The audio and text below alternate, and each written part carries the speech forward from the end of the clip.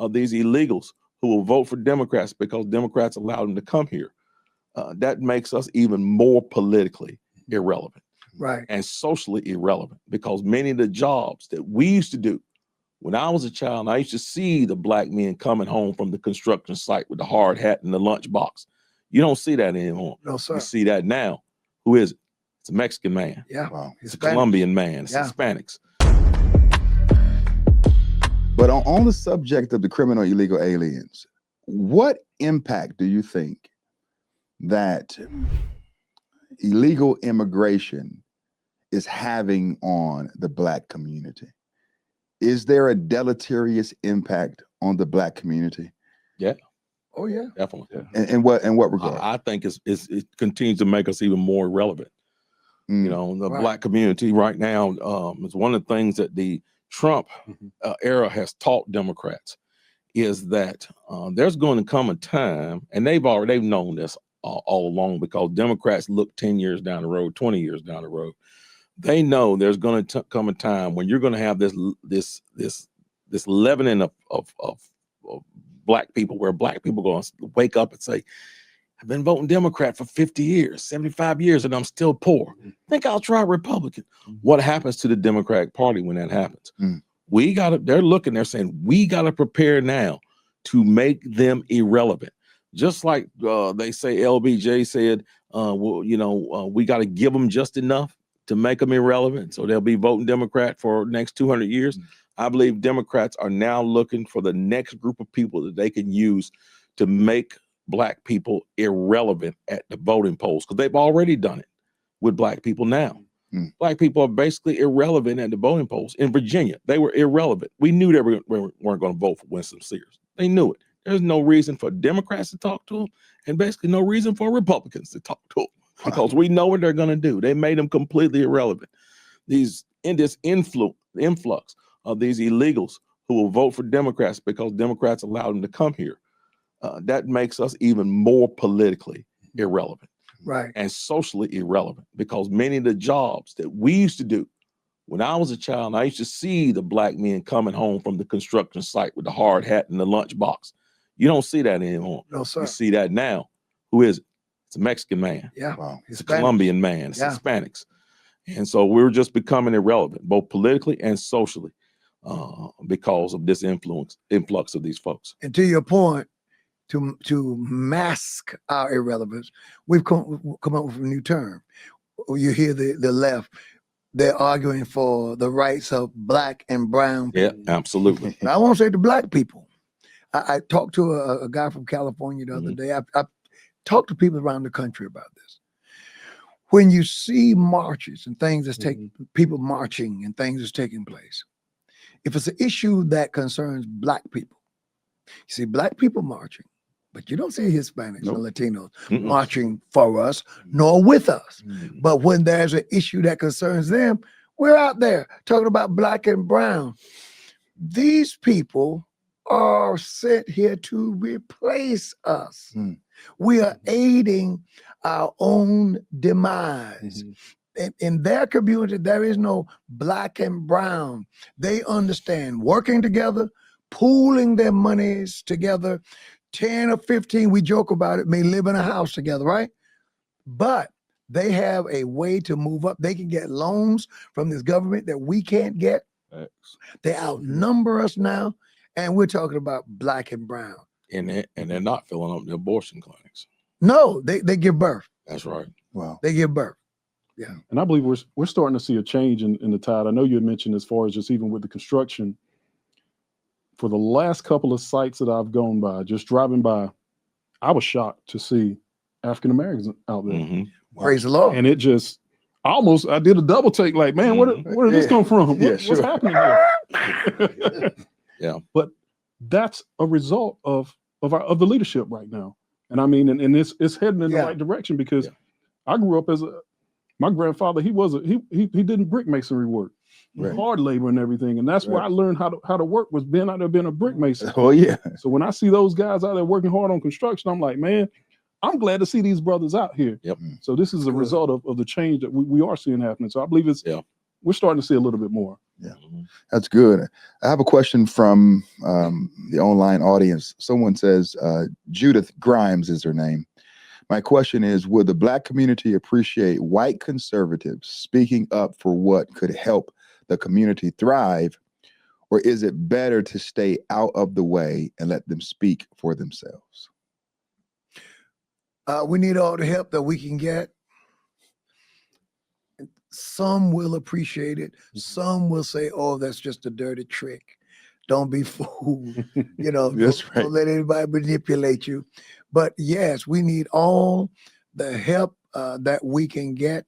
African Americans are a wonderful people, but in many ways we've been hoodwinked and bamboozled by the rhetoric that is so prominent in our community.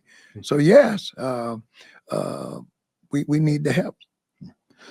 The next question is, what are you all's take on the Willie Lynch letters?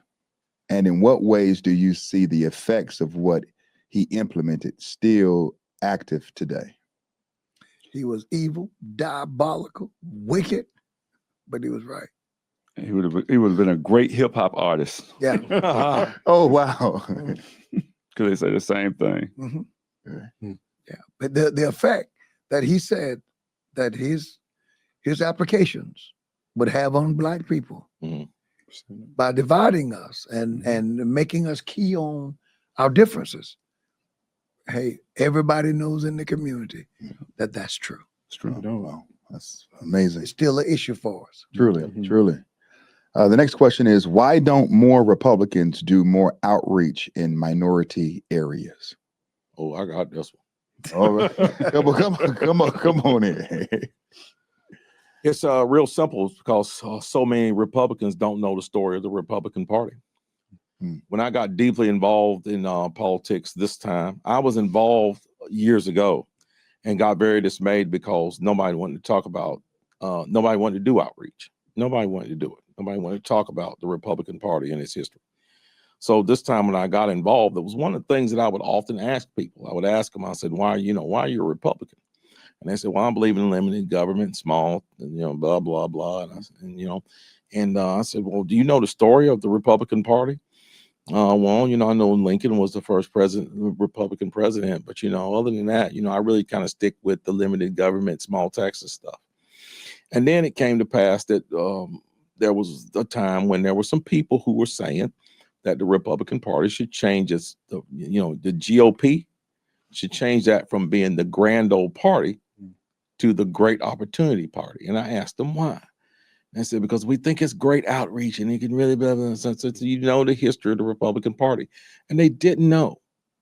These people did not know that how the Republican Party started. The Republican Party was started by people who wanted the United States of America, which is a republic, to live up to the ideas of the republic. Right.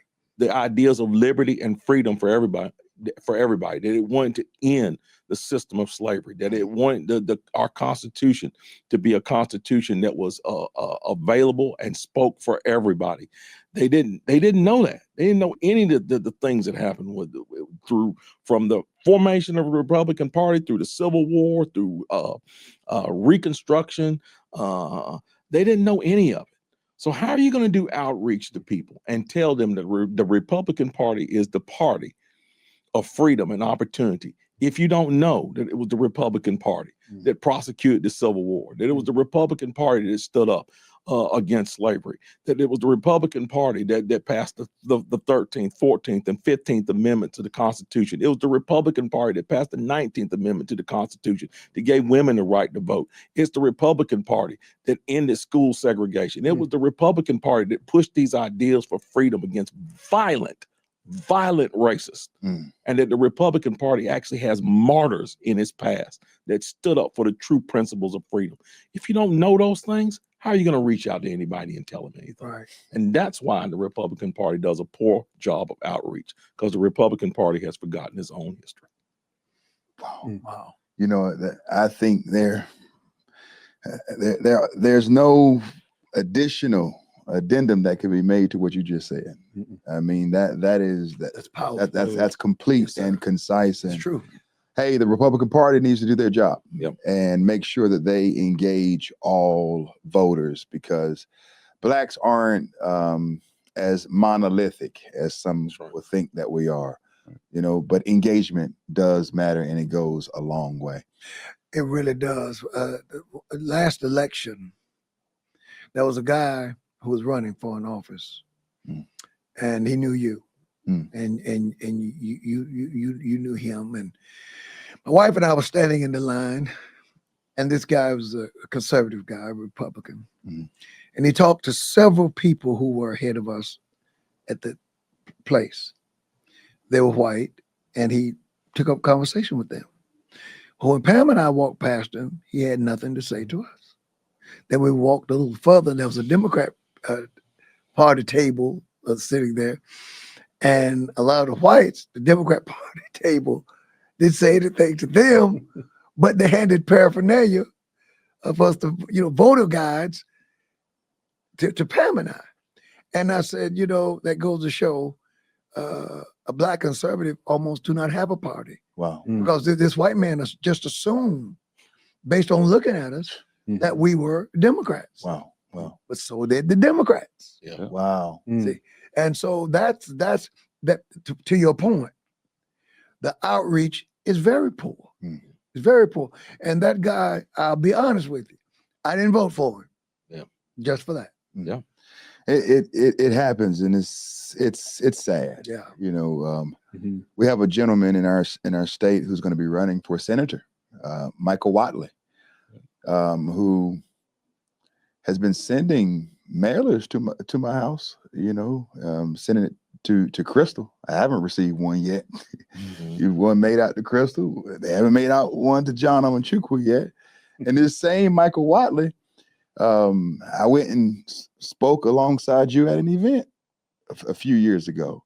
He met me afterwards and said, "Hey man, who are you? I appreciate your words and what you're standing for." At that time, I was just getting off the ground with my school board campaign, and he wanted my phone number. We exchanged information, and then for the past 2 years, he's gone cold. He won't respond. He won't say anything back during the past election, and he was just too busy to respond. But now he's running for senator of North Carolina, and he's sending mailers to Crystal. Okay. But he won't respond to my text message from 2 years ago. This is a stupid guy. He's dumb. Yeah. You know what I mean? He really is, and I hope he hears this, Michael Watley, man. Just dumb. You're gonna need black engagement. Yeah. Black and brown engagement. Yeah, You're not, and he was over the RNC for a while, working alongside Larry Trump, which is great. Good. But it's going to be hard to beat Roy Cooper. Not having black engagement. Yep. You can't be over the RNC. You can't be in a position where you once led the Republican Party in North Carolina and not know that your low-hanging fruit amongst blacks, the black conservatives, they deserve a response as well.